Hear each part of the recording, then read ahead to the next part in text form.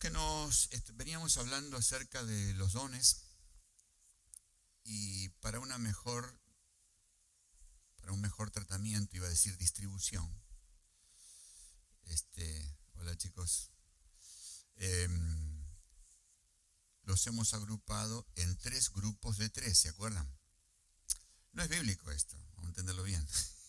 Simplemente fue una cuestión organizativa, ordenar. Y entonces, porque no es así como lo dice el apóstol Pablo.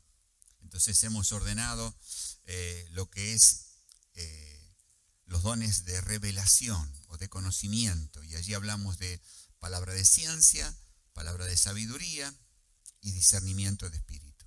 Luego hablamos sobre los dones de poder. Y allí hablamos de fe, milagros y sanidades.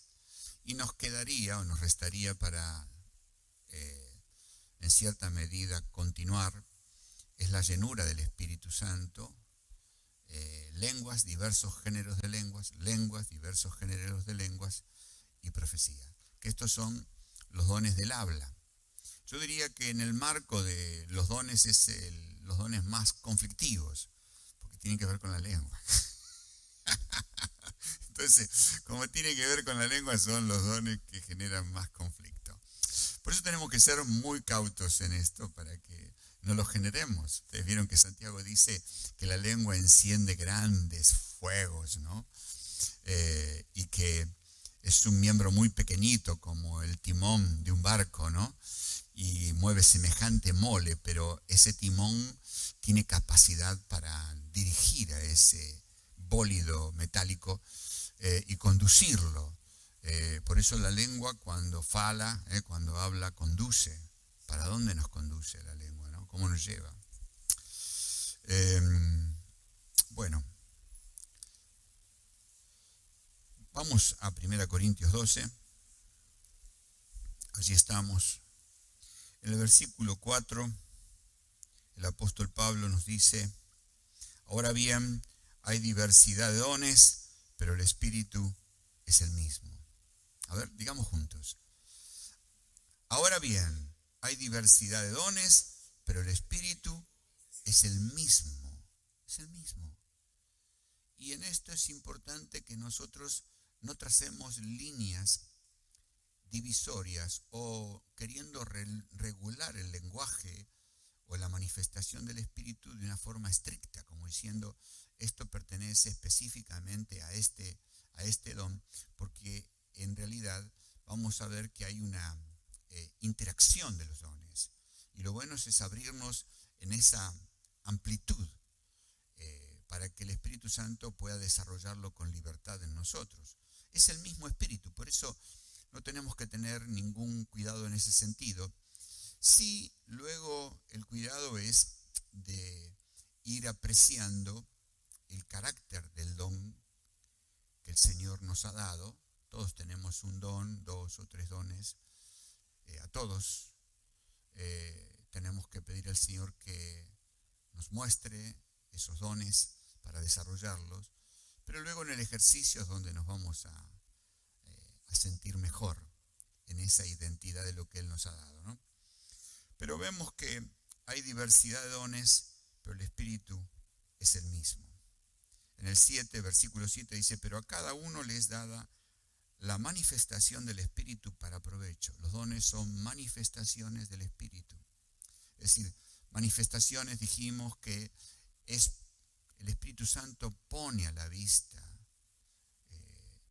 lo que Él decidió repartir a cada uno.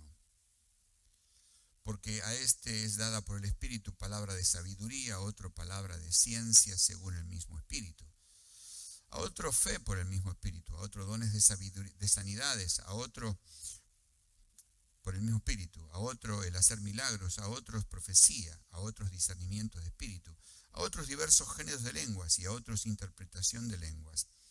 Pero todas estas cosas las hace uno y el mismo Espíritu, repartiendo a cada uno en particular como Él quiere. Repartiendo en particular como Él quiere. Bueno, esto lo hemos venido declarando vez tras vez. Necesitamos que esto se vaya encarnando en nosotros. los dones por lo general han generado cierto conflicto en la vida de la iglesia.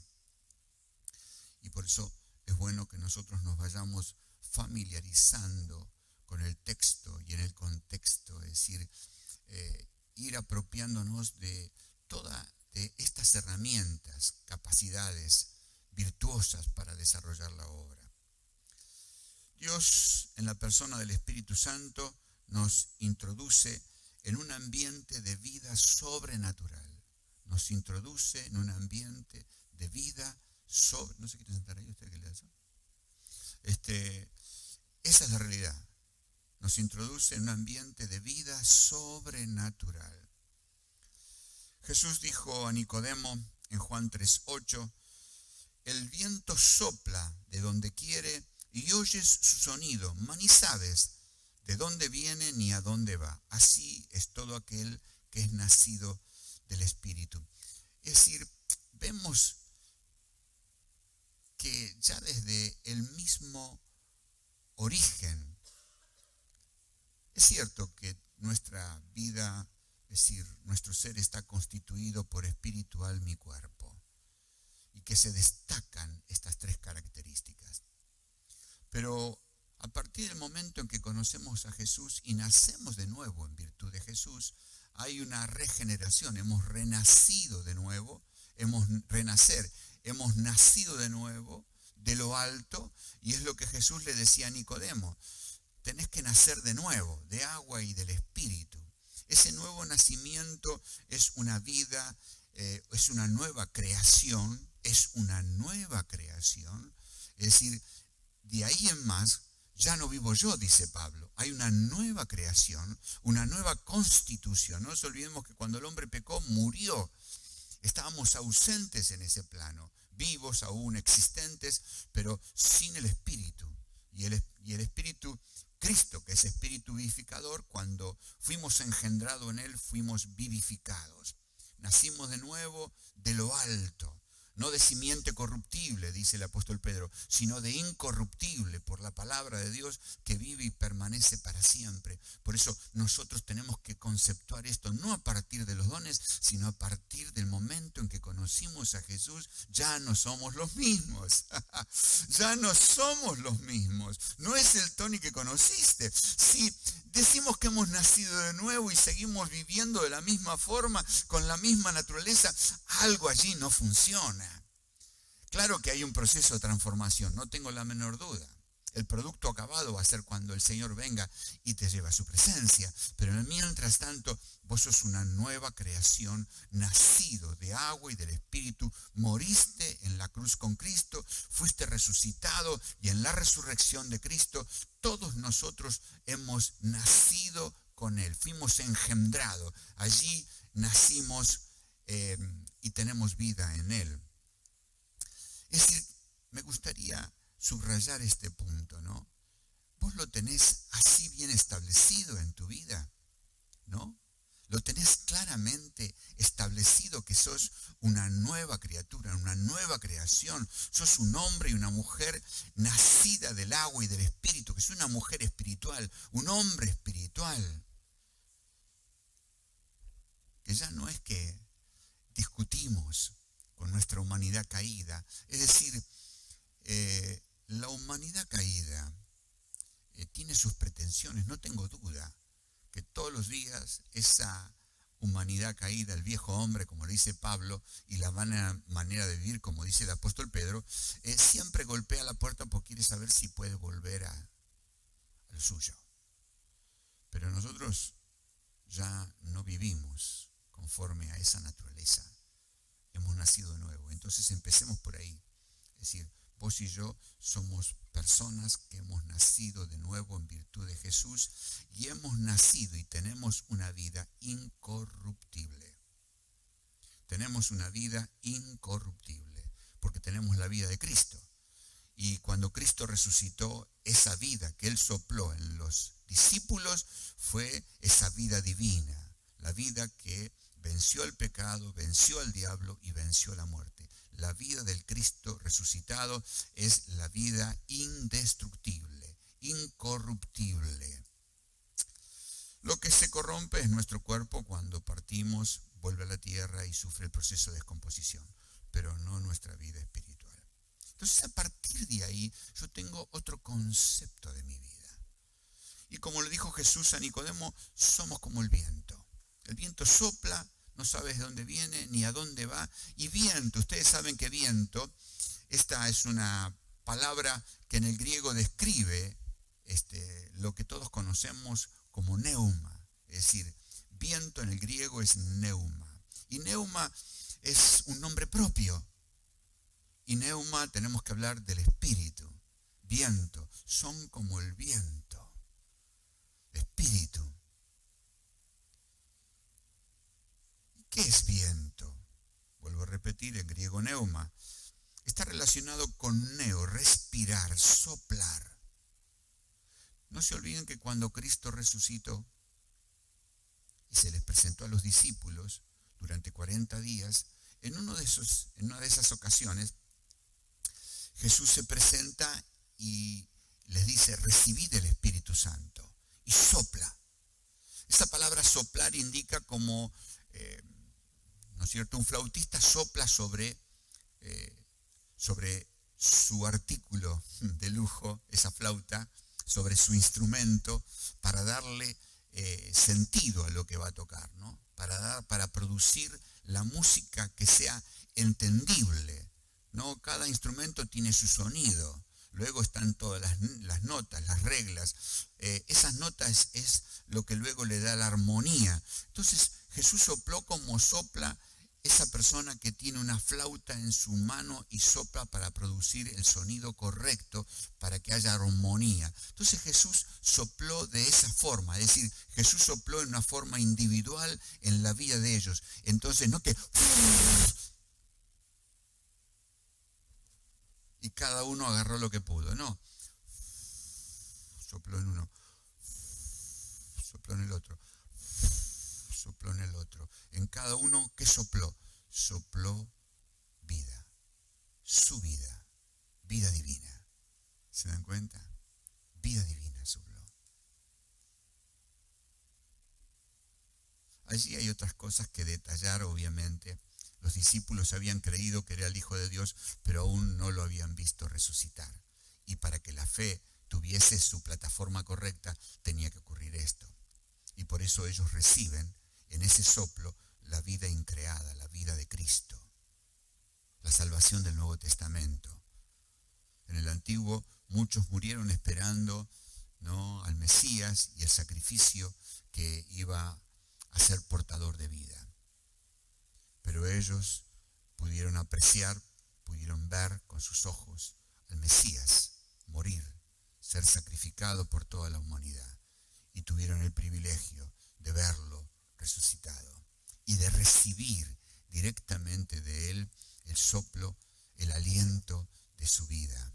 En el Edén, Dios sopló aliento de vida, pero aquí Cristo, el Cristo resucitado, estaba soplando su vida sobre los discípulos. Por eso hay otra instancia aquí. Esa experiencia es fundamental para nosotros. Tal vez este es un buen artículo para plantarlo cuando comenzamos a trabajar con alguien nuevo, ¿no? Lo importante que debe ocurrir en ese momento de conocer a Jesús. Y recibe la vida de Jesús. Y ahí estalla todo, ¿no? No es que no pasó nada. Bueno, soplar de forma especial el espíritu que a semejanza del viento es invisible, inmaterial y poderoso. Invisible, inmaterial y poderoso. Por eso neuma, que al igual de teos, Dios, es sustancialmente un nombre propio. Estamos hablando del espíritu. Cuando hablamos del Espíritu Santo, neuma, podemos destacar de él sus atributos. En Isaías 11:2, por ejemplo, ahí vemos los atributos, la personalidad del Espíritu Santo, ¿no? Allí se destaca el Espíritu de Dios, el Espíritu de consejo, el Espíritu de sabiduría, el Espíritu de temor. Bueno, allí encontramos las 7 características de la persona del Espíritu Santo, los 7 rasgos virtuosos de su persona.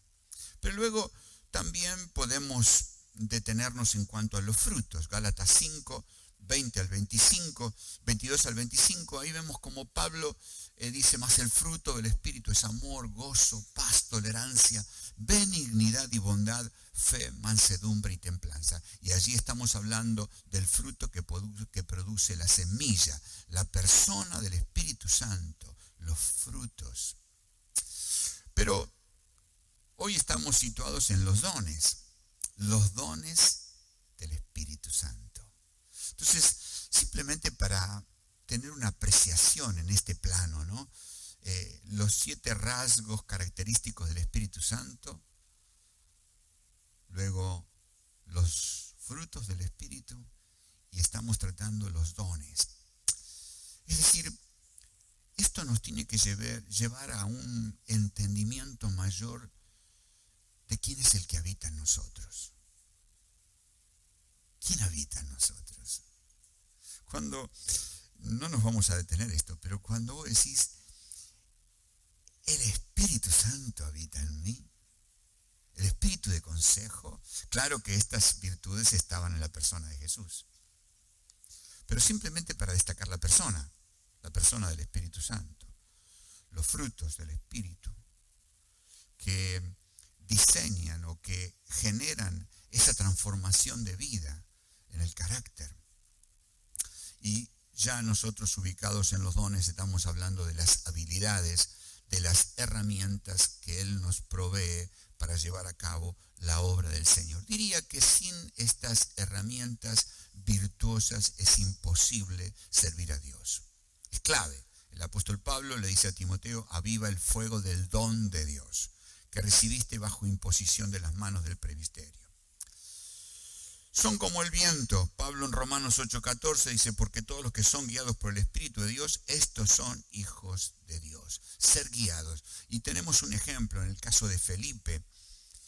Felipe y el eunuco, el etíope, se encuentran en el desierto, pero luego de allí el Espíritu Santo lo lleva a Azoto. Es decir, vemos como el Espíritu, los que son nacidos de agua y del Espíritu, los que son guiados por el Espíritu, el viento, el Espíritu Santo, los que son guiados por el Espíritu Santo, observamos en Felipe ya algo maravilloso, ¿no? Como el Espíritu Santo lo lleva. Pero de repente terminó de bautizar al eunuco, al etíope, este administrador de la reina de Candás, y ya él iba a llevar el evangelio del reino a su país, y el Espíritu lo lleva a Azoto, lo encuentra en Azoto. Es decir, los que son nacidos de agua y del Espíritu son como el viento, guiados por el Espíritu Santo. El Espíritu Santo los va llevando. Esta es la experiencia, los va llevando. Amén. Esta es la experiencia. No solamente lo hizo con Felipe, luego vemos lo que pasó con los apóstoles y en especial con Pablo. Dones. El Espíritu del Señor arrebató a Felipe y lo encontró en Azoto. Dones, carismas, o don de gracia. En realidad es don de gracia, don que indica gracia de parte de Dios como dador. ¿No? Él es el dador, es en virtud de Él, no nuestra. Y luego vemos aquí cómo el Espíritu Santo nos introduce en ese ámbito de destreza sobrenatural. Pero a cada uno le es dada por el Espíritu. ¿Qué cosas? Lo que vemos hoy. A otros diversos géneros de lenguas, a otros interpretación de lenguas y a otro profecía. Pero todas estas cosas las hace uno y el mismo Espíritu, repartiendo en particular a cada uno. Y nos introducimos en la materia género. ¿Qué es género?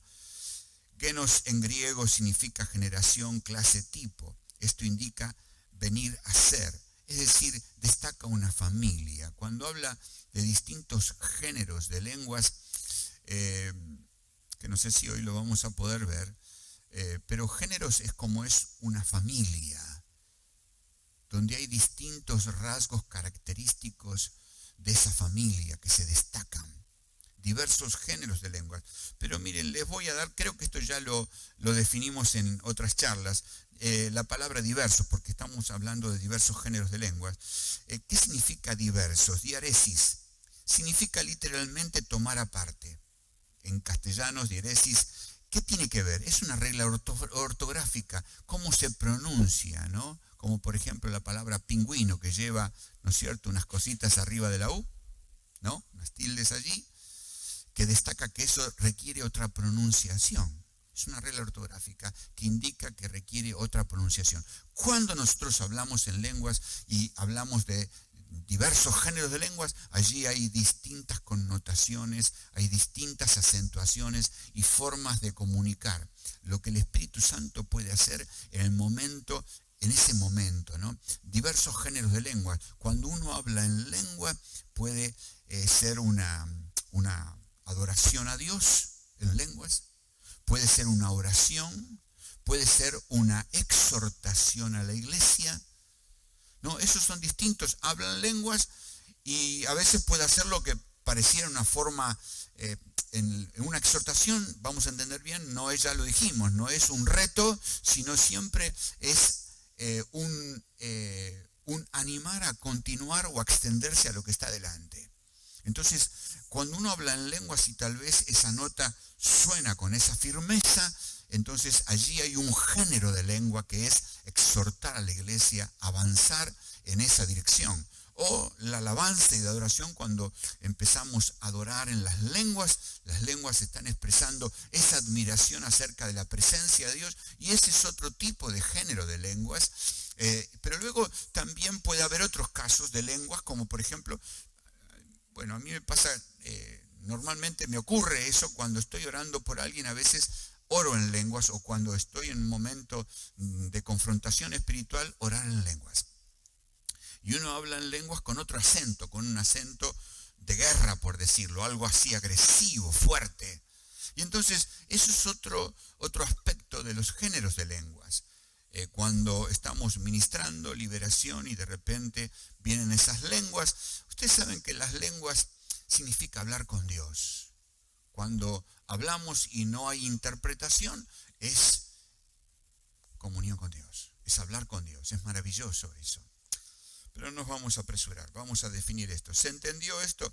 Es decir, diversos géneros de lengua significa que tienen distintas tonalidades, hay una diversidad, hay un colorido en diversos géneros de lengua que tenemos que apreciar. No toda lengua es lo mismo, no todo lenguaje es el mismo. Es un lenguaje espiritual, es un lenguaje indescriptible que nosotros no lo entendemos, nuestro intelecto no puede apreciar lo que ocurre allí, pero hay distintos géneros, ¿no? Hay, como en las reglas ortográficas aparecen estos dos puntitos en pingüino, ¿no? Por decirlo así. Eso significa que tiene otra pronunciación. Cuando hablamos en lenguas, hay distintas pronunciaciones que destacan esas lenguas. ¿Se entendió esto? Sí. Por ejemplo, en Marcos 16, versículos 17 y 18, que todos conocemos, que Jesús le dice a sus discípulos: id y predicad el evangelio, ¿no?, a toda criatura. Pero luego dice: y estas señales seguirán a los que creen. Y señales, allí vemos distintas características de este andar de fe. Y estas señales seguirán a los que creen. En mi nombre sanarán enfermos, en mi nombre echarán fuera demonios. Bueno, aquí está un pequeño detalle para apreciar lo que estamos diciendo, ¿no? Señales para entender que tiene otras características. Lenguas. Bueno, lenguas podemos apreciar el lenguaje, la lengua de un pueblo, la forma de hablar de una nación. Lengua como órgano del habla, ¿no? Y lengua como de fuego, que es lo que la Biblia destaca. Lenguas como de fuego. Vieron que Juan el Bautista dice, hablando acerca de Jesús, el Mesías, dice que es el que bautiza con Espíritu Santo y fuego. Pero luego, cuando esa manifestación se produce, en la venida, en la llegada de la persona del Espíritu Santo, dice que eran lenguas como de fuego, repartidas como de fuego. Entonces, lenguas de fuego son esas lenguas que fueron afectadas, que fueron incendiadas. Hay un combustible allí, que ahora lo vamos a apreciar dentro de esta charla. Es decir, ¿qué es lo que diferencia la lengua como órgano de un cuerpo, la lengua de una nación, de la lengua como de fuego? Lengua no es la misma lengua, pero hay fuego allí, ¿no? Hay un combustible que lo enciende. En nuestro caso, es el don sobrenatural del hablar en otro lenguaje, sin haberlo aprendido. En Hechos 2, del versículo 4 al 13, podemos ver esto. Para los apóstoles, la proclama con autoridad de unción del hecho de Cristo. Es decir, ¿qué produjo estas lenguas como de fuego? Es decir, el Espíritu Santo vino a encender esas lenguas con un combustible que los capacitó, los entrenó para que ese día, el día del Pentecostés, una de las 3 fiestas donde todo judío que viviese alrededor de los 25, 30 kilómetros, estaba obligado a ir allí. Y en esa fiesta el Espíritu Santo encendió esas lenguas. Es decir, ¿qué combustible afectó la lengua de los 120 reunidos para pronunciarse de la forma en que lo hizo ante esa multitud que estaba allí reunido? Nosotros hoy tenemos las Escrituras y decimos sí, lo que pasó en Hechos 2 fue la proclama con autoridad de unción del hecho de Cristo, el querigma apostólico. Allí se establece la proclama, ¿no? El querigma, que es la revelación, ¿no? Es esa verdad que revela el hecho de Cristo, que apela a la fe. Eso es espíritu y poder. ¿Qué pasó en esa proclama? En ese momento hubo irrupción del espíritu, hubo espíritu y poder, hubo, sí, la proclama, dentro de la proclama, lo que ocurrió con Cristo, el hecho de Cristo, pero eso que predicó Pedro tenía espíritu y poder. Por eso Pablo, cuando dice, él escribe la carta a los tesalonicenses, dice, el Evangelio no llegó a vosotros tan solo en palabras, sino en poder, en el Espíritu Santo y plena certidumbre. Por eso hay que entender que estamos hablando de las lenguas, diversos géneros de lenguas. Estamos hablando de aquello que tiene que ser encendido por ese combustible del cielo. Y no encendido, como dice Santiago, ¿no?, con otras motivaciones. Es decir, allí está la lengua carnal. Nosotros estamos hablando de la lengua del Espíritu, una lengua que expresa el obrar del Espíritu. Bien, aunque también fue una señal para los que venían de otras naciones, finalmente, ¿no?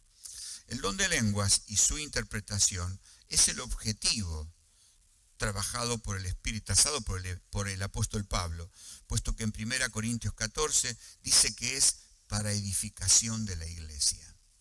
Es decir, las lenguas es para edificar. Algunos entienden que las lenguas fueron para aquella época y que concluyó con los apóstoles. Bueno, es un concepto equivocado ese, lamentable, porque la iglesia tiene que ser edificada. Lo mismo cuando se habla de los ministerios apostólicos, proféticos, evangelísticos, etc. Tienen que continuar, porque estos ministerios, juntamente con los dones, es para edificar a la iglesia.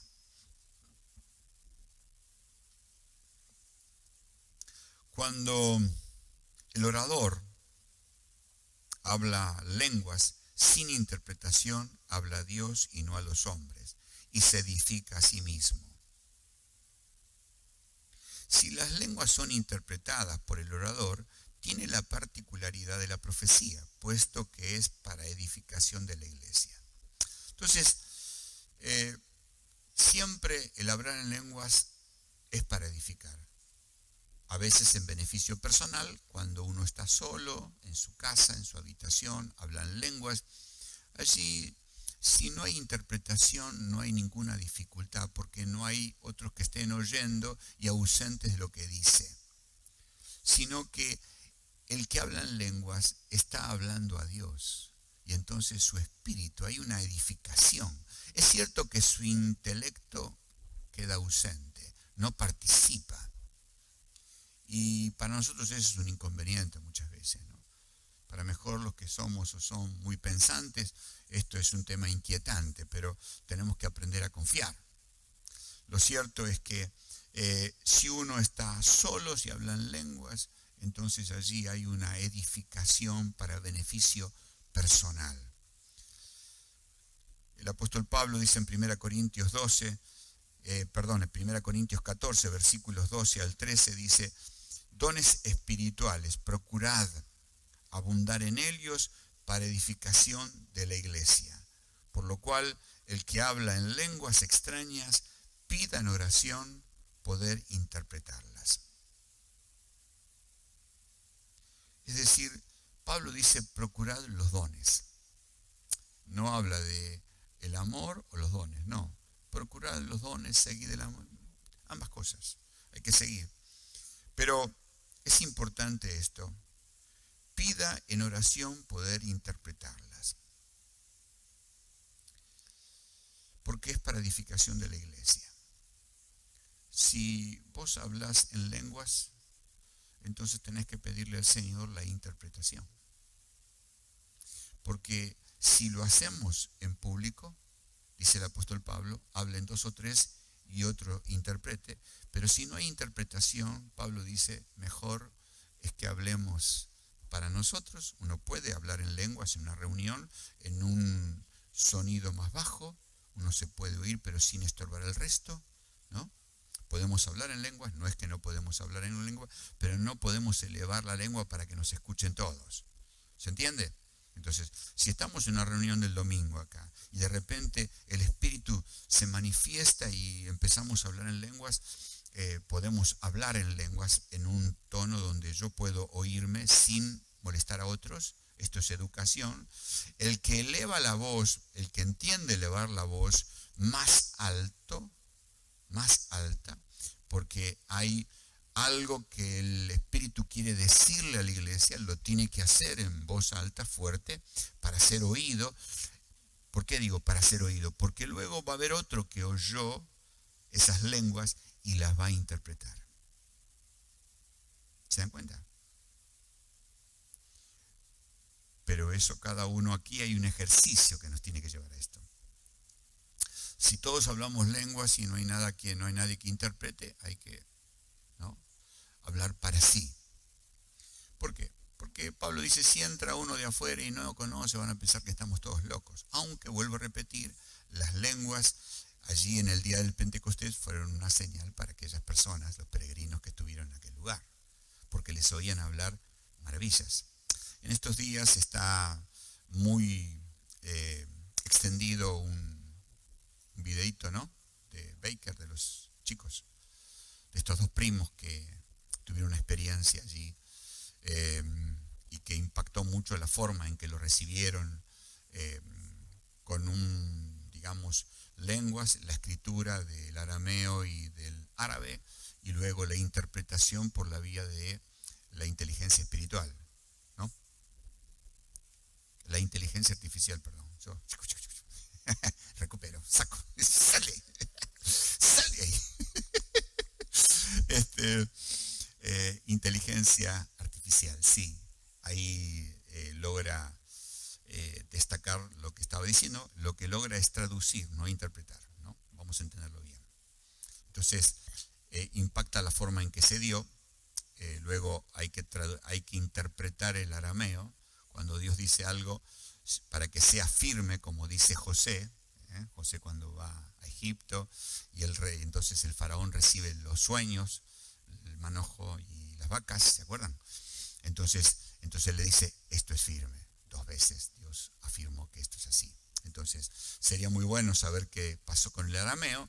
Y luego la interpretación es lo que para mí le daría legitimidad. No digo que no sea legítimo, pero falta ese segundo punto y luego que las lenguas no se traducen, no es traducción.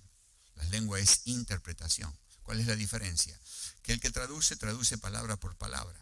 Y en Hechos 2, los que estuvieron allí presentes oyeron y pudieron traducir algunas palabras, pero no el sentido, el contenido de la lengua, que es una cosa distinta. Es decir, la interpretación es el contenido de lo que se dijo en un lenguaje ininteligible. Es decir, a veces alguien puede hablar en lenguas, es decir, hay casos muy sencillos. Cuando alguien predica que viene de afuera en otro idioma y el que le traduce, a veces el que viene predicando dice 3 o 4 palabras, pero el que tiene que traducir dice 20 palabras. ¿No? Y entonces dice, pero como yo dije 3 palabras, ¿cómo vos decís 20?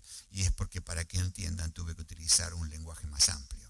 ¿Se entiende lo que digo? Entonces, la traducción va a ser muy específico sobre algunas palabras y entonces destaca algo, pero no va, yo diría, a la esencia, que es el contenido. Entonces, la interpretación de lengua siempre tiene que ver con interpretar el contenido, que eso lo hace el mismo espíritu. Estamos muy bien, la inteligencia artificial, todo, pero no estoy de acuerdo ese instrumento para interpretar lenguas. Es decir, las lenguas tienen que ser interpretadas y no traducidas. ¿Está bien? Y hay que tener cuidado porque la inteligencia artificial va a avanzar y ya está avanzando de tal forma que está sustituyendo muchas cosas, por no entrar en detalle. Viene sustituyendo muchas cosas y eso no es bueno en algunos casos. Como en esto, las lenguas necesitan interpretación y no traducción. Valoramos la experiencia, está todo bien, para mí está bien, falta leer algunas cosas más, me gustaría saber qué dijo en el arameo y me gustaría que haya interpretación, si bien hubo una escritura, algo escrito, pero es decir, para darle legitimidad bíblica, escritural, y eso es lo que estamos tratando de hacer, necesitamos tener la interpretación del Espíritu. El Espíritu Santo no le va a ceder en este tiempo el ejercicio a la inteligencia artificial. Grábenselo en la cabeza eso, ¿no? Grabémoslo. No le va a ceder a la inteligencia artificial el traducir el lenguaje de las lenguas o de distintos géneros de lenguas. Bueno, ¿está bien? Simplemente un detalle para observar dentro de estas cosas que vamos viendo.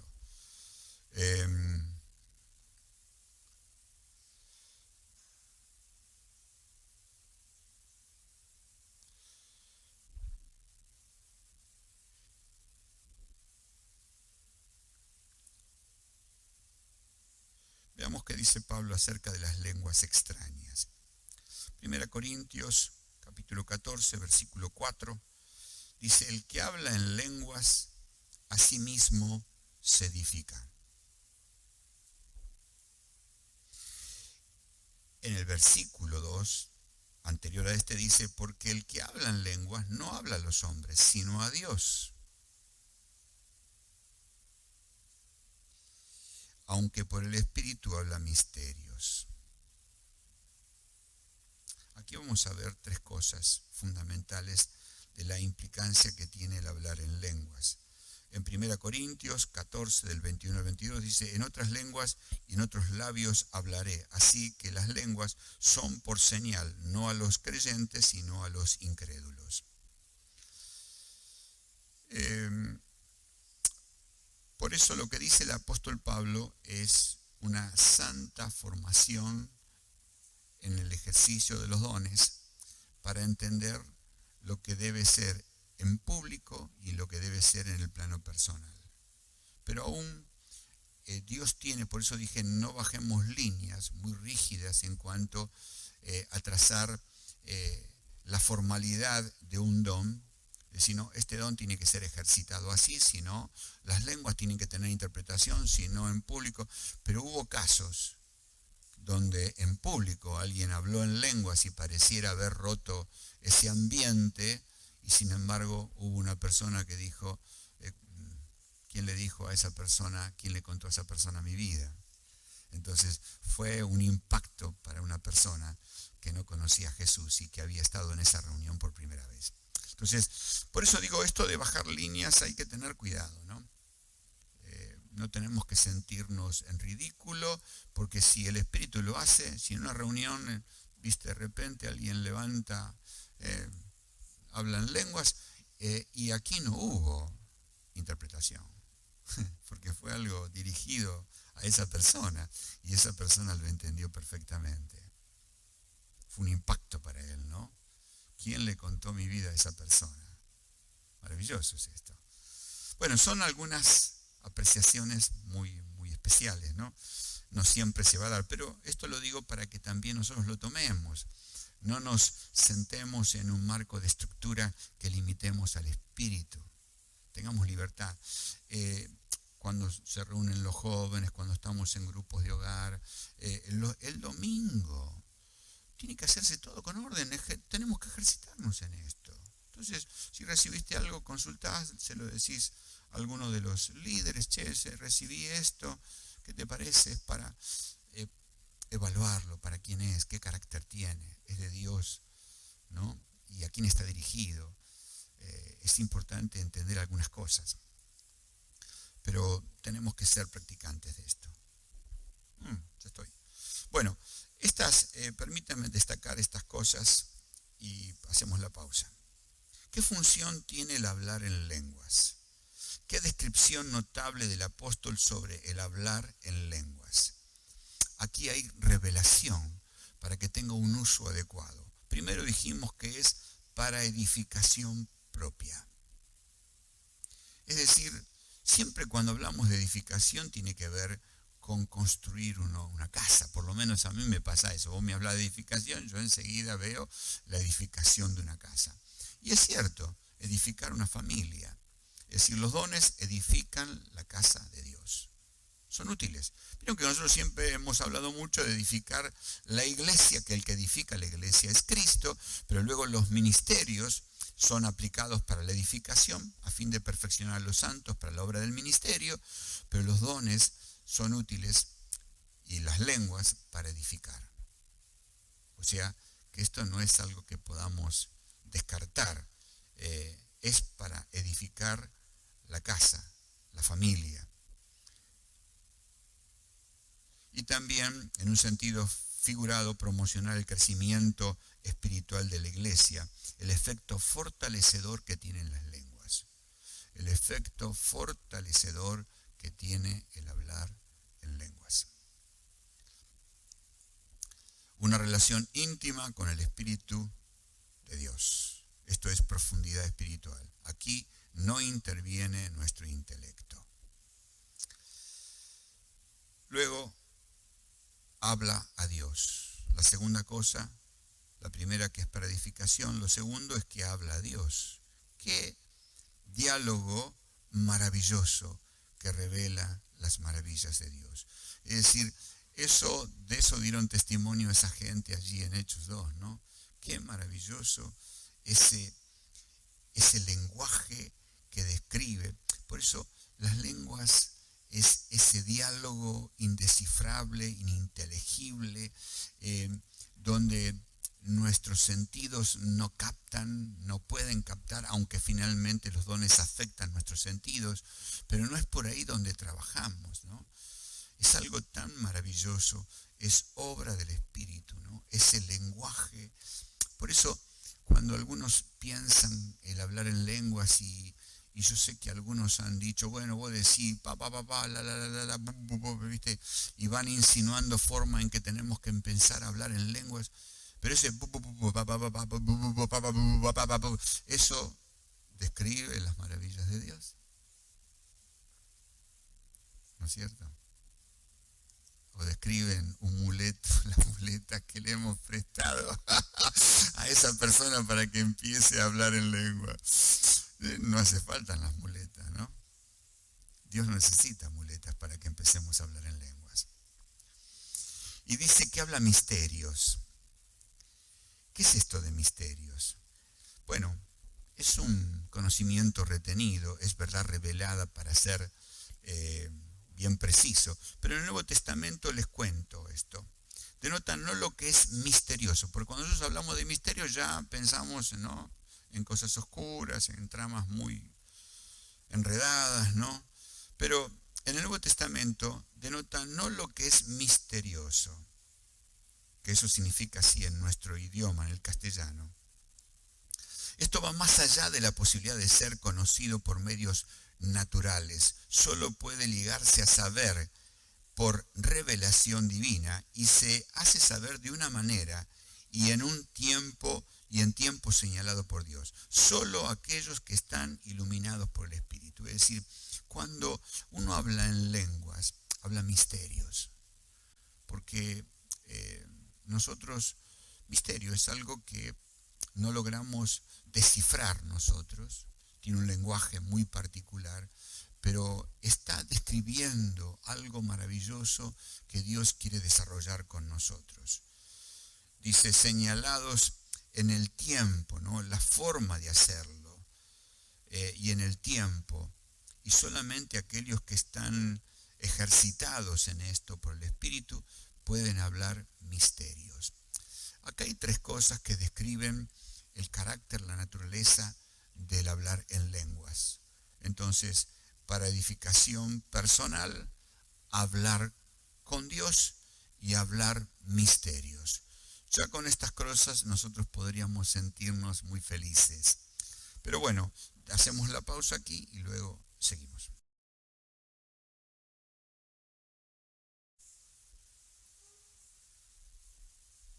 ¿Todos entendieron? ¿Sí? Okay, bueno, esto es maravilloso. Estamos hablando de qué función tiene el hablar en lenguas. Qué bueno es saber esta descripción, puedo decirlo así, tan gráfica, tan bien aplicada que hace el apóstol Pablo en las Escrituras. Es para edificación propia. A ver, ¿podemos repetir? Es para edificación propia. Segundo, para hablar con Dios, para hablar a Dios y hablar misterios.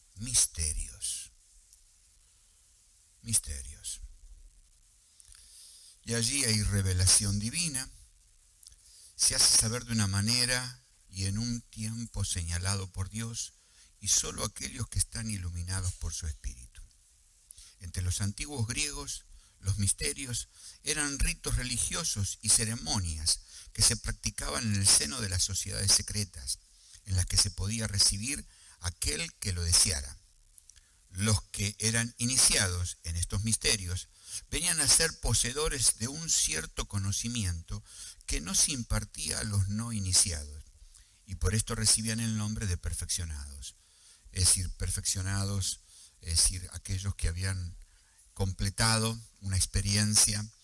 En 1 Corintios 2, del 6 al 16, podríamos ver esto.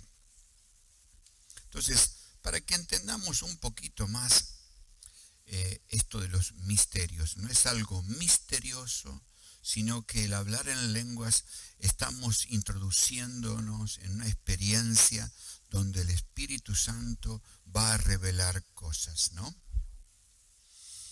Solo se puede llegar a saber por la revelación divina y se hace saber de una manera y en un tiempo señalado por Dios. Y solo aquellos que están iluminados. Es decir, en el momento en que nosotros nos abrimos para desarrollar este lenguaje espiritual, entonces vamos a tener mayores experiencias. Y con respecto a lo que decíamos, géneros de lenguas, es muy interesante que aprendamos a movernos en este plano, ¿no? Las distintas facetas, ese colorido que tiene el hablar en lenguas y que tiene una aplicación muy importante en la vida de la iglesia. Las lenguas no es simplemente para tener algo que uno ha alcanzado o que posee para poner en un cuadrito. Las lenguas es para edificación, para hablar misterios y hablar a Dios. Lenguas es el testimonio visible, audible. Lo oyeron los reunidos en aquel lugar, fue un estruendo, como un viento recio que soplaba. Me refiero al testimonio que tenemos de lo ocurrido está en Hechos 2. Ese es el modelo de las Escrituras. Y cuando dice recio, viento recio, habla de un viento violento, fuerza, ahí hay fuerza, hay un fuerte golpe, hay un impacto que impactó a todos los reunidos. Como vemos, el domingo que Cristo resucitó no hubo un impacto excepto aquellos a quienes Él se manifestó, se les apareció. Pero en el día del Pentecostés hubo un impacto a ese nivel público, social. Hay que entender la distancia, la diferencia entre las dos experiencias. Es decir, las lenguas son un testimonio visible, audible. Los oyeron los reunidos en aquel lugar y fue un estruendo, un viento recio. Es decir, viento, neuma, espíritu, se manifestó con poder. Algo violento, ¿no? Con fuerza. Algo violento, con fuerza. Por eso cuando aparecen esos géneros de lengua y aparece un lenguaje violento, en especial dijimos en un momento de confrontación espiritual, tenemos que entender eso, ¿no? Si puedo decirlo así. La capacidad operativa que tienen las lenguas en ese sentido. Pero dice después, bueno, tenemos Hechos 2, del 2 al 4 y 6 al 8, les aparecieron lenguas repartidas como de fuego. El término aparece, significa, o mejor dicho, el término aparecer significa ser manifestado. Es ser revelado en su propio carácter, la identidad del Espíritu Santo a lo que se identifica o lo que se identifica en las Escrituras. Es decir, aquí hay un testimonio, ¿no? La forma en que el Espíritu Santo se expresa, cómo lo vivieron, revela en su propio carácter, es la identidad del Espíritu. Yo no sé si a veces nos detenemos a pensar en esto, ¿no? En un rasgo característico de su imagen o identidad. Por eso dice, se les aparecieron lenguas. ¿Cómo aparece la manifestación de las lenguas? Dice, ser manifestado. Las lenguas aparecen para mostrar algo, para poner a la vista algo. No es para exponer un lenguaje distinto al que tenemos como cierto privilegio de hablar en esas lenguas, sino que pone a la vista algo. El ser revelado, y esas lenguas revelan, voy a subrayarlo porque es interesante lo que las Escrituras expresan acerca de esto para no tener un concepto luego que varía lo que dice la Biblia. Digamos, revela su propio carácter e identidad. Las lenguas revelan el carácter y la identidad del Espíritu Santo.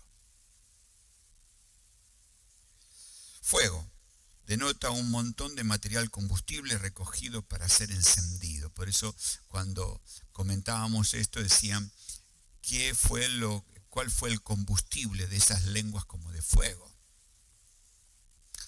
Y el combustible de esas lenguas fue el Espíritu Santo.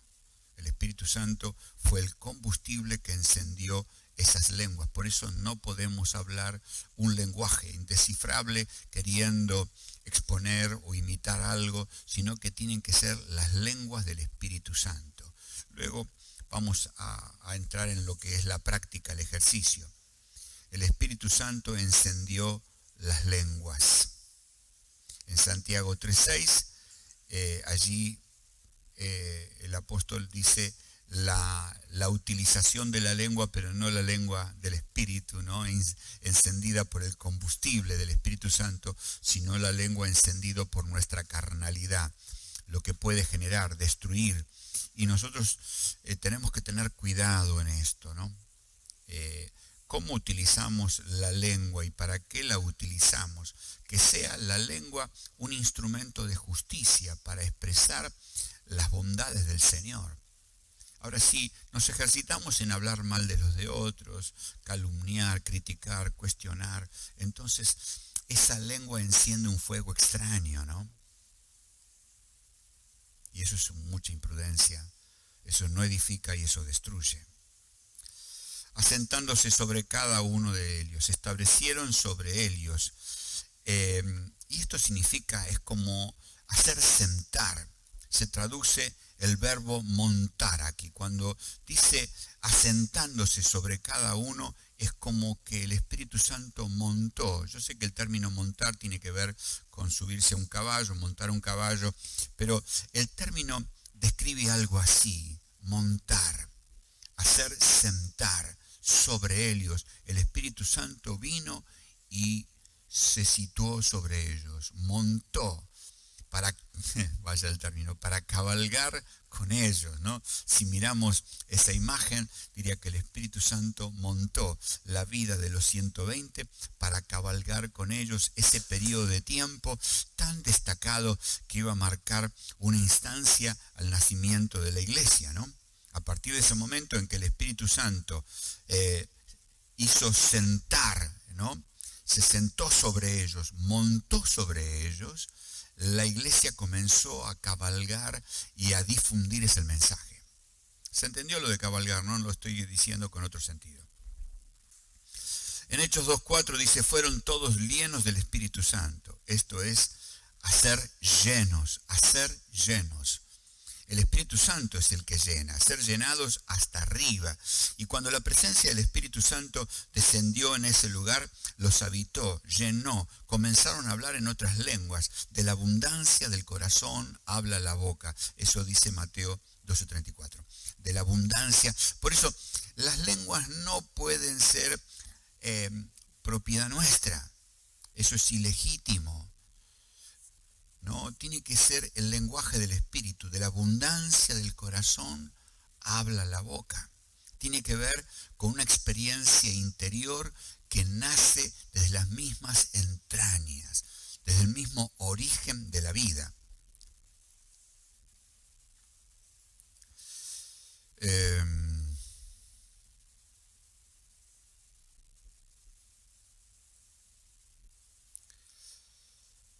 Las lenguas humanas de los apóstoles se convirtieron en un instrumento de justicia por la fe, para hablar las maravillas de Dios. En Romanos 6:3 se utiliza justamente este término, que no presentemos nuestros miembros al pecado, sino como instrumentos de justicia. Es una buena observación dentro del tema, que nuestra lengua sea un instrumento de justicia. Es decir, que tenga una utilidad justa, recta, y lo correcto es que nuestra lengua pueda hablar este lenguaje espiritual para destacar las maravillas de Dios, ¿no? Estamos diciendo esto como para afirmar algo, ¿no? Porque dijimos que hay distintos géneros de lenguas. En Hechos 2:12, ¿qué quiere decir esto, no? Hechos 2:12. Según el Espíritu les daba que hablasen. ¿Es así? Hechos 2:12, ¿qué dice?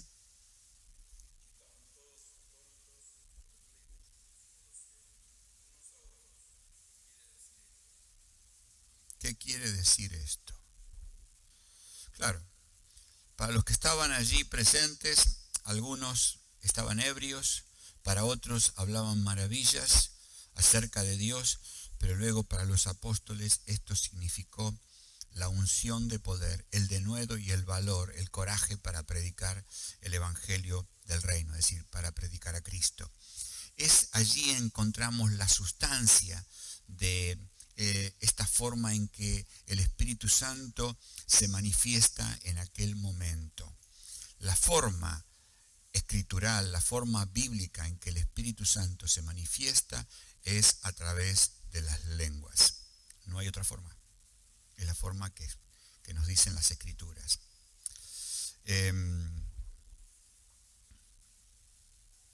Y yo diría que aquí podemos afirmar que se cumplió la profecía bíblica. ¿Dónde está esa profecía? En Joel 2, 28 y 29, si alguien lo tiene allí, quiere leerlo.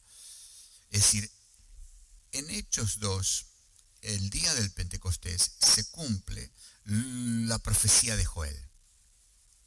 Por eso digo que nosotros tenemos que puntualizar esto, la importancia de las Escrituras en todo lo que ocurre en este ámbito espiritual tan diverso. Necesitamos eso. Y entonces diríamos que lo que ocurrió en Hechos 2 fue profetizado mucho tiempo antes por el profeta Joel y tiene su descripción. A ver, ¿quién lo tiene? Que lo lea. 2, 28 y 29. Sí, está bien. Sí, gracias. Ustedes se dan cuenta que ya esto había sido profetizado y entonces tiene ese fundamento. Las Escrituras establecen el cumplimiento. ¿Vieron cuando Isaías habla del Mesías? Isaías 61 dice, el Espíritu de Jehová está sobre mí, Él me ha enviado a predicar buenas nuevas. Luego en Lucas 4 Jesús toma, ¿no es cierto?, el libro, el rollo, y lee específicamente ese pasaje, lo que había escrito ya el profeta Isaías más de 700 años, ya había anticipado, y Jesús dice, hoy se cumple esa palabra. Diríamos hoy en los términos, así como Jesús tomó el rollo y dijo Isaías 61, así el Espíritu Santo, podríamos decirlo, ¿no?, tomó la profecía de Joel y hubiese dicho y dijo, vamos a decirlo así, hoy se cumplió esto, hoy se manifestó, hoy la persona del Espíritu Santo en aquel día se expresó, se dio a conocer, se puso a la vista y fue un impacto no solamente para los 120, sino para la sociedad. Vamos a entender que eso es lo que Él quiere provocar. El Espíritu Santo vino para provocar un impacto en la sociedad. Por eso si la iglesia carece, ¿no?, de esta experiencia, de esa vida en el Espíritu, ¿cómo pretendemos impactar a nuestra sociedad? ¿Ustedes se imaginan que los 120 en el aposento estaban orando y esperando ese momento que había dicho Jesús de qué es lo que iba a ocurrir con ellos? Lo que le había dicho era que a ellos les convenía que Jesús se fuese porque el Padre enviaría entonces la promesa del Espíritu Santo y que era el Consolador que les iba a enseñar, les iba a recordar el Espíritu de verdad y todo lo que Él dijo. Estaban esperando. Ahora, no esperaban, es mi parecer esto, un impacto de esa naturaleza. Lo que produjo, por eso, cuando ellos fueron encendidos, esas lenguas las encendió el Espíritu Santo, el combustible de la presencia de Dios produjo una irrupción en el lugar, un impacto en toda esa gente. ¿Qué es lo que tenemos que producir hoy?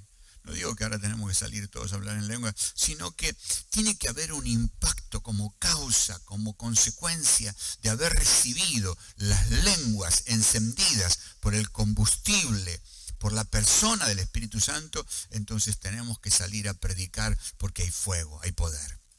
Amén. Es decir, allí la proclama tiene poder, espíritu y poder. ¿Cuándo la proclama tiene espíritu y poder? Cuando las lenguas fueron encendidas por el combustible del Espíritu Santo, por el poder del Espíritu Santo. Y eso es lo que pasaba con el apóstol Pablo, donde él iba, predicaba, ¿cierto?, discutía con la gente, con los judíos, tenía su párrafo en la predicación, con las sinagogas y demás, pero luego producía un impacto. Y la Biblia da testimonio que dice, donde ellos iban, trastornaban la ciudad. ¿Qué te parece? Trastornaban. Eso, ¿quién lo produjo? Pablo, con su doctrina, con sus reglas, ¿no?, judaicas. No, ya no era ese hombre, ¿no?, ajustado a las reglas, a la tradición judía. Era un hombre que había sido investido con poder y donde él hablaba, estallaba la bomba. Había un impacto en la sociedad. La iglesia tiene que recuperar la capacidad de impactar a la sociedad. Eso lo hace el Espíritu Santo, las lenguas que identifican el poder del Espíritu Santo. Las lenguas en las Escrituras, en Hechos 2, identifican la persona, la manifestación del Espíritu Santo. Y entonces aquí tenemos 3 ejemplos que ustedes ya los conocen. Felipe en Samaria, Hechos capítulo 8, versículo 14 al 17. 14 al 17. Y aquí vemos que Samaria había recibido el mensaje. Felipe va, les predica a la gente allí y la gente comienza a convertirse. Hay gente que es liberada, que es sanada. Hay todo un escenario de conversión, de salvación. Digamos que hay un escenario de salvación. Pero no habían recibido el Espíritu Santo. Entonces cuando saben, envían a Pedro y a Juan y dice que ellos llegaron, impusieron manos. Impusieron manos y quisieron. Al imponer manos, impartieron la llenura del Espíritu Santo. Cuando uno impone manos, que esto es otro de los temas que luego trataremos en algún momento, siempre uno está transfiriendo, está transmitiendo algo. En este caso, ¿qué es lo que estaban transmitiendo? La llenura del Espíritu. En el caso de Timoteo, recibió don, ¿no? Por eso Pablo dice que avive el fuego del don. Cuando uno impone manos, está impartiendo algo. Siempre queremos impartir algo bueno. Hay que tener cuidado de eso de imponer manos. No todos deberían imponer manos, ni tampoco deberíamos imponerla ligeramente. Pero bajo la autoridad de Cristo, en el poder del Espíritu Santo, por ejemplo, ese fue un momento cuando los hermanos, es decir, las personas que se han convertido, se han bautizado, es el momento de imponer manos para impartir la llenura del Espíritu y, por qué no, también los dones. Eso a veces también lo destacamos cuando hay una separación para un ministerio, pero no tenemos que esperar tanto para esto, ¿no? Luego Pedro en la casa de Cornelio, Hechos capítulo 10, versículos 44 al 48, vemos el conflicto, la situación que había de un judío de entrar a una casa de un gentil, ¿no? Era un conflicto eso. Para eso Dios tuvo que tratar con Pedro. 3 veces bajo la visión, el lienzo, los cuadrúpedos, Pedro mata y come, y Pedro dice, no, nunca comí nada impuro, hasta que el Espíritu Santo le dice, no dudes en ir con ellos. Todo lo que tuvo que hacer el Señor para cambiarle para modificar el pensamiento que tenía Pedro. Y entonces llegan los muchachos, las personas que había enviado Cornelio, al día siguiente van, entran en la casa de Cornelio. Ya el Espíritu Santo lo había preparado a Pedro, pero aún así él le dice, ustedes saben lo que le cuesta. Aún así seguía planteando su tradición, sus costumbres, su formato. Qué tema este, ¿no? Entonces, Cornelio le expresa, pero a partir de ahí le da el espacio a Pedro. Pedro comienza a predicar, pero dice que no terminó de predicar, porque todos fueron llenos del Espíritu Santo y comenzaron a hablar en lenguas. Ahora, aquí no hubo imposición de manos. Aquí no estaban bautizados, no fueron sumergidos en las aguas del bautismo para morir y nacer de nuevo. No estaban bautizados ellos. ¿Cómo? ¿Qué pasó acá? Y todos recibieron el Espíritu Santo. Es que si no hubiese hecho eso el Señor, si el Espíritu Santo no hubiese descendido como a los 120 en el aposento alto, no los hubiesen bautizado. Por eso digo, tengamos cuidado. Dios a veces cambia el orden porque nuestra estructura mental, nuestras tradiciones, costumbres, no nos dejan. Y el Espíritu Santo lo tuvo que trabajar a Pedro, primero para llevarlo, ¿no? Le bajó el lienzo, los cuadrúpedos, mate y come. ¿Por qué? Porque para ello era una impureza entrar en la casa de un gentil. Por eso le bajó los cuadrúpedos y él dijo, nunca comí nada impuro. Y el Espíritu le dice, no llames impuro lo que yo ya limpié. Qué lección, ¿no? Bueno, el Señor cambió el orden porque la estructura que tenían no les iba a permitir bautizarlos. Entonces, cuando ellos vieron que recibieron el Espíritu Santo como lo habían recibido los 120, Pedro dice, ¿qué impide? ¿Se dan cuenta? ¿Qué impide que ellos sean bautizados? ¿Cómo obra Dios? ¿Con qué sencillez? ¿Con qué gracia? ¿No? Cómo esto nos ubica en un contexto donde a nosotros a veces también nos cuestan algunas cosas. Ahora, cuando a mí me cuesta algo, yo estoy aprendiendo. Decir, Señor, esto yo no lo conozco, no lo entiendo.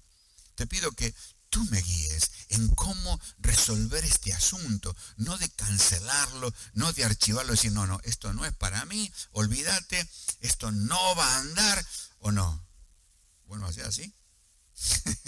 Cuando algo no sale, no te gusta, no te parece, uno agarra el expediente y lo mantiene. No estoy hablando de ninguna amargura, ningún resentimiento, estoy hablando de alguna situación que a vos no te cierra.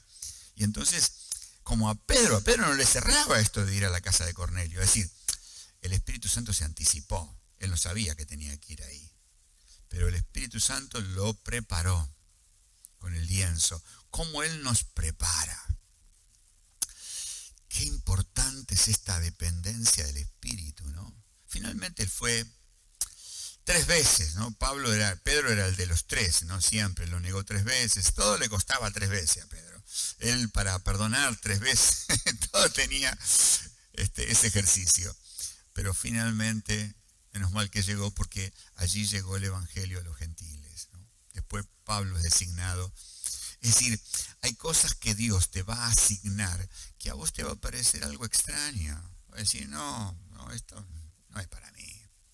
Y Pedro habrá dicho, esto no es para mí, pero el Espíritu Santo le dijo, no dudes, porque yo los he enviado. Esa dependencia del Espíritu para llevar a cabo esta tarea. Y luego tenemos a Pablo en Éfeso, Hechos 19, versículos 2 al 6, y allí vemos que Pablo se encuentra con una suerte de discípulos que habían sido bautizados, pero con el bautismo de Juan el Bautista. No habían experimentado el bautismo de Jesús, la resurrección de Cristo. Tenía el bautismo de arrepentimiento. Entonces, Pablo los vuelve a bautizar para que tengan el bautismo de Jesús, ¿no? En la vida de Cristo, y luego impone manos y reciben lenguas y profetizan. Imposición de manos. Es decir, tenemos 2 casos donde hay imposición, y en el caso de Cornelio no hay imposición porque Pedro se hubiese trabado en ese asunto, ¿no? ¿Está bien? Ustedes lo pueden luego leer esto. ¿Cómo recibir la llenura del Espíritu Santo según las Escrituras? Bueno, el primer aspecto, Lucas capítulo 11, del 9 al 13. Yo voy a leer rápido porque se nos fue la hora ya, ¿no? Y dice, yo os digo, pedid y se os dará.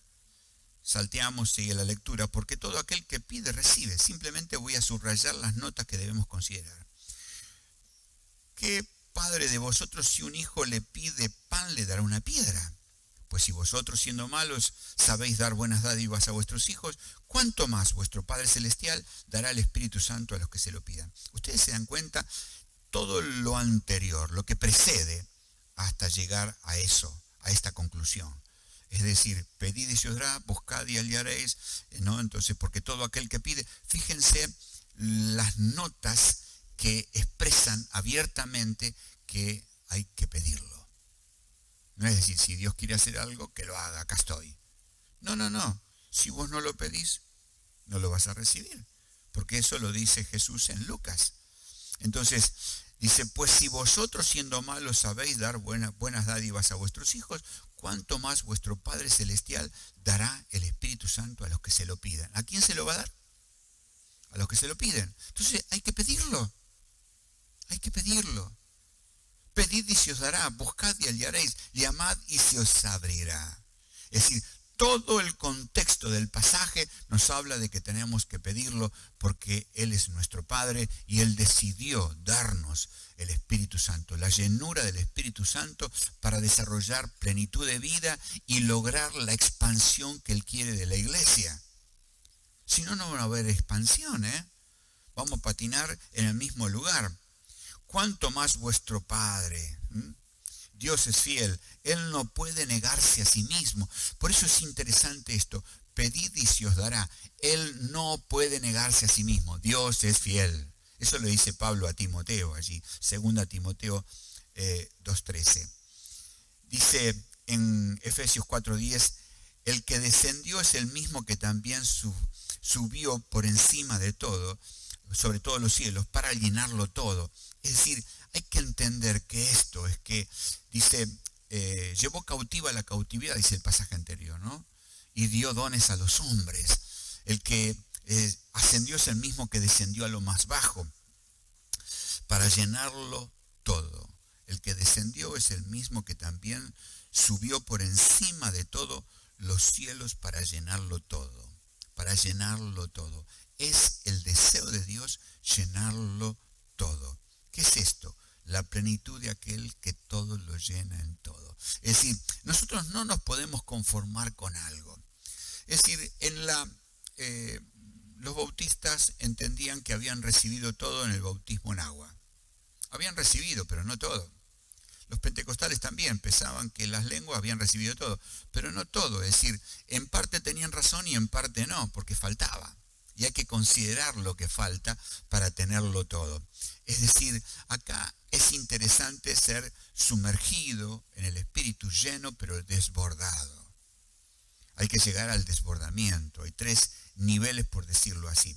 Pero acá lo importante es que nosotros tengamos la confianza de que el Señor quiere dártelo. Y que Él es fiel. Y que Él desea que vos tengas la plenitud de aquel que todo lo llena en todo. Es decir, Jesús, Él quiere llenarlo todo en todo. Pero si no logra esto, no va a ser. Entonces, Él quiere llenarlo todo. Por lo tanto, conclusión, hay que pedirlo. La llenura hay que pedírselo a Dios.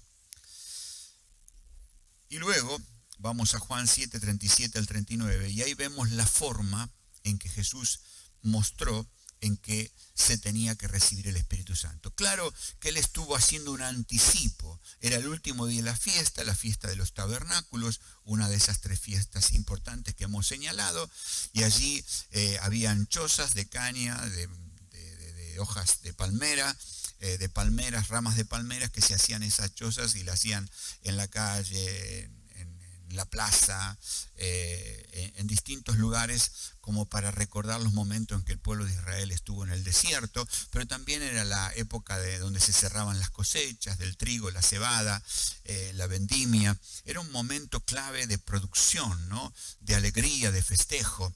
Pero también en esa época dicen que también buscaban agua del estanque de Siloé y se derramaba en el altar como una libación. Y entonces se nota que en ese último día Jesús dejó lo más importante. Parece que al final Jesús dijo, muy bien, esta es la tradición que tiene mi pueblo, pero ellos necesitan saber lo más importante de esto. Y entonces Él dice lo que dice allí en Juan 7, 37 y 39, que lo tiene, puede leerlo.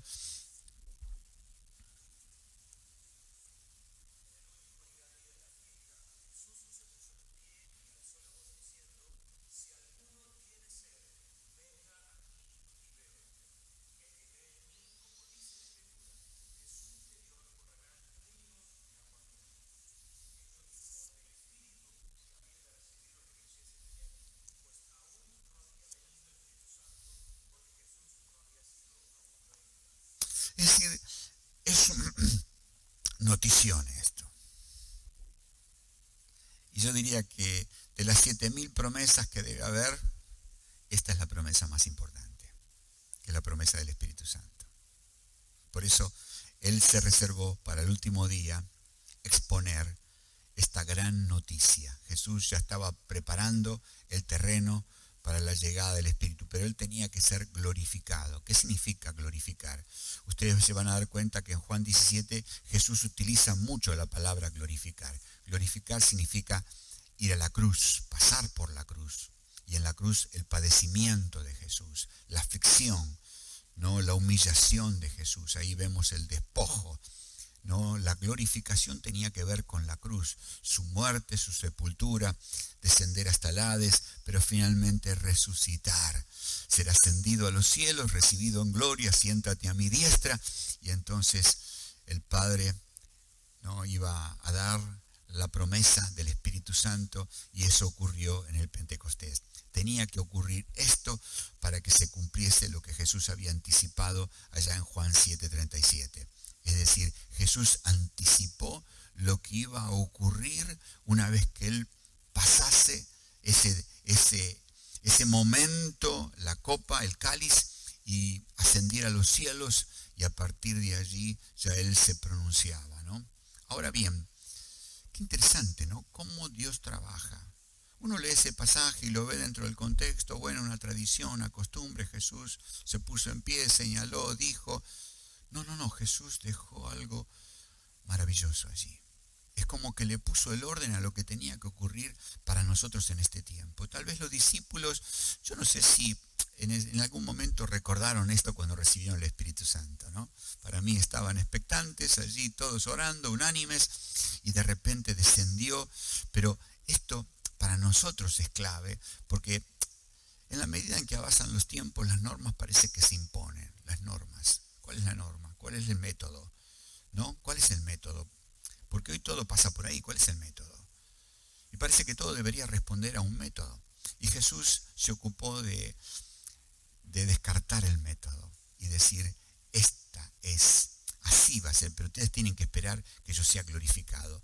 Esté en la presencia del Padre y ahí yo le voy a pedir al Padre la promesa y entonces voy a derramar, voy a enviar la persona del Espíritu Santo. Por eso él decía, a ustedes les conviene, porque el Espíritu Santo va a estar con ustedes y en ustedes siempre, siempre, y en todos lados. Y gloria a Dios que está el Espíritu Santo en todos lados, porque todos podemos sentir y palpar su presencia en donde estemos, en el mismo momento. Si Jesús quería estar en el mismo lugar, era imposible. Podía estar acá y mañana podía estar en otro lado, pero en un lugar a la vez. De esta forma Dios está en todo lugar en el mismo momento. Entonces, ¿qué dice Jesús con respecto a esto? Dice, primero, tres notas muy claras que dice Jesús. Primero, si alguno tiene sed. Porque a veces no recibimos la llenura del Espíritu. ¿Y por qué no hay sed? Simple. Y le vamos a vuelta. Si Jesús le dijo, el que tiene sed, venga a mí y beba. Entonces, hay que tener sed. Ahora, la sed no es esto de que yo vengo.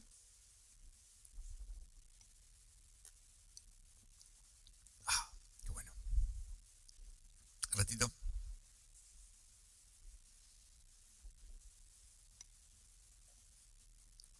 Qué bueno. Bien, esto no es sed. ¿O sí? Esto es parte de la formalidad del hablar en público y porque la lengua por ahí se seca un poquito y entonces uno necesita el vaso. Pero no es porque yo tenga sed. Entonces, si uno entiende que el Espíritu Santo está queriendo mojar un poco la lengua, diría que no funciona esto así. ¿No? No se trata de mojar la lengua. No se trata de atenuar algo o tener esta formalidad, que a veces es una formalidad. Es raro que ustedes me vean tomar agua a mí. Una vez que me situé en el lugar, mi mente transcurre por ahí. Pero para muchos es una necesidad seguramente y para otros una formalidad. Pero no se trata de esto. Cuando Jesús dice, si alguno tiene sed, es una sed de un sediento que viene de caminar debajo de los rayos del sol, agotado, transpirado, deseoso y desesperado de beber. Yo no estuve nunca en el desierto, gracias al Señor, ¿no? Pero te imaginas lo que la gente que viene transitando el desierto y no encuentra agua y viene con todos esos rayos, ese calor, esa necesidad. Dice que el cuerpo está protegido por la transpiración, ¿no? Pero hay un momento donde ya el cuerpo ni transpira de la sed que tiene. Transpirar, es decir, es tratar de humectar el cuerpo para que siga resistiendo. Cuando uno practica un ejercicio, por eso transpira. Ahora, el Señor dice, si alguno tiene sed, ¿qué tipo de sed? Una sed sedienta, como de haber caminado a los rayos del sol durante mucho tiempo y no solamente necesito humectar la lengua, sino todo mi ser, porque hay una deshidratación, hay una necesidad que urge. Hola. Que urge. Mi organismo se está deshidratando, tengo una necesidad. Si no, no. El Señor sabe, ¿eh? Cuando nos oramos y pedimos, ¿qué pedimos? ¿Y para qué lo pedimos? Viste que algunos vienen y dicen, Señor, que quiero que me oren porque me duele acá, me duele acá. Y oramos nosotros. Pero el Señor sabe, dice, este viene para que vos le ores, le resuelvas el problema y se va y va a seguir viviendo como se le canta la gana. Ahora uno decía, bueno, ¿a Jesús no le pasó? Sí, a Jesús también le pasó eso. Mucha gente que le seguía buscaba salvar esa situación, pero luego seguir en sus propias ideas. Entonces, aquí el punto es muy importante. Es clave esto. Si bien es una promesa, es un regalo, pero también es un mandato. Es un mandato, ustedes saben que es un mandato, ¿no? Jesús dijo, recibid el Espíritu Santo. Es un mandato. Y hay que obedecer. Pero hay que tener sed. Hay que tener sed. Ahora uno diría, ¿cómo generamos esa sed? Es que cada uno de nosotros en su interior vive ese desierto y esa necesidad y necesita la llenura del Espíritu. No es una opción para pasar la tarde. Esto no es una opción de un momento. Esta es la necesidad que urge en nuestro interior de ser llenos de su presencia.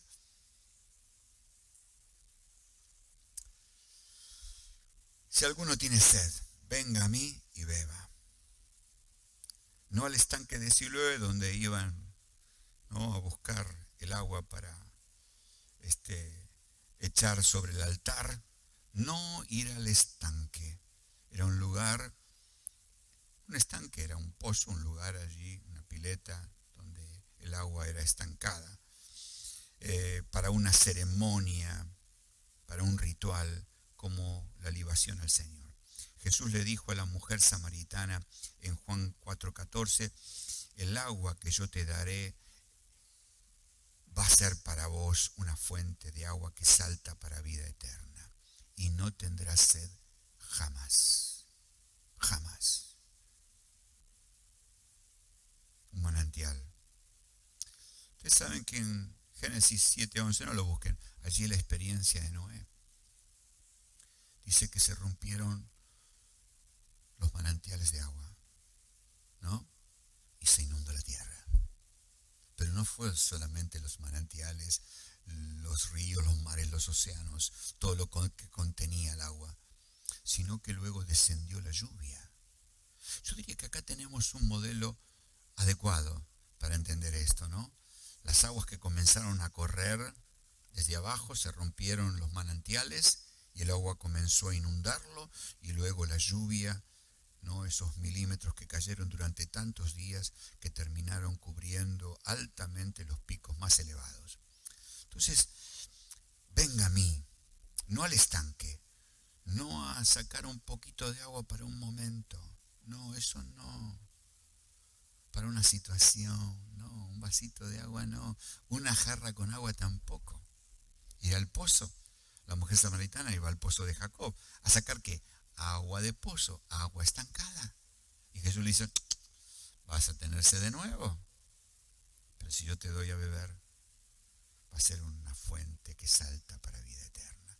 Y no tendrás sed jamás. Es cierto que estaba hablando de la vida eterna, la vida increada.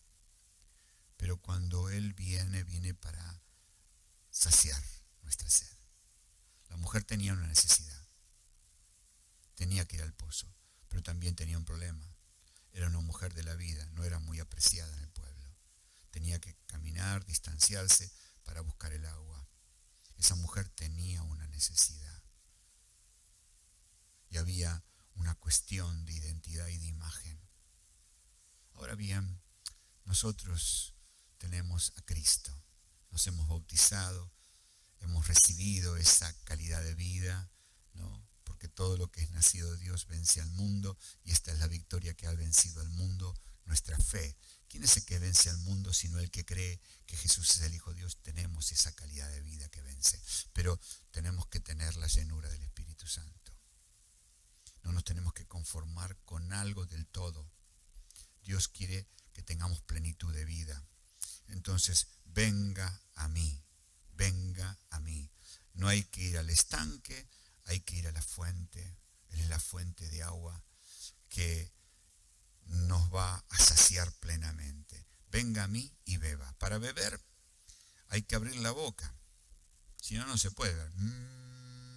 ¿Se acuerda que hace unos años atrás lo hicimos pasar a Sergio? Claro, no era por acá, le echamos un vaso de agua en la cabeza. Ahora, ¿por qué le echamos un vaso de agua en la cabeza a Sergio? No porque él no se haya lavado, porque el tipo estaba impecable, sino para entender que el agua no se puede tomar por la cabeza, es decir, por la conclusión racional de nuestro entendimiento. No es por la ecuación que hacemos 2 más 2 igual 4, y si me porté bien y ya llené la planilla, está todo bien, ahora puedo recibir. No, ni si tengo los conceptos teológicos, entonces yo puedo recibir. No, nada de eso. Por eso el agua no pasa por la cabeza. No es por ahí. Para beber hay que abrir la boca. Es la única forma de beber. Entonces, para beber hay que abrir la boca. A veces nuestra mente protagoniza un escollo para recibir debido a los planteos que realiza. Que nos hacemos o que el diablo propone como duda, incredulidad e impedir que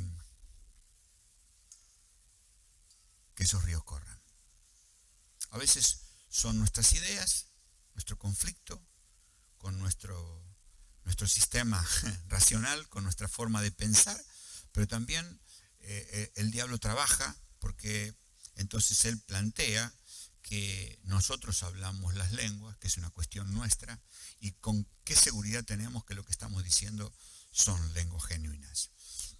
Entonces te mete la duda, y las lenguas se reciben por fe. No hay que hacer ningún doctorado, no hay que ser un teólogo, no hay que llenar ninguna planilla. No, por la fe. Entonces cuando tu mente comienza a racionalizar esto, le pone palos a la rueda. Y el diablo dice, aprovechemos ahora que estos se están preguntando qué van a hacer. Y entonces ahí te dice, sí, está bien, las lenguas, pero las lenguas las hablas vos. Vos sos el que estás hablando eso.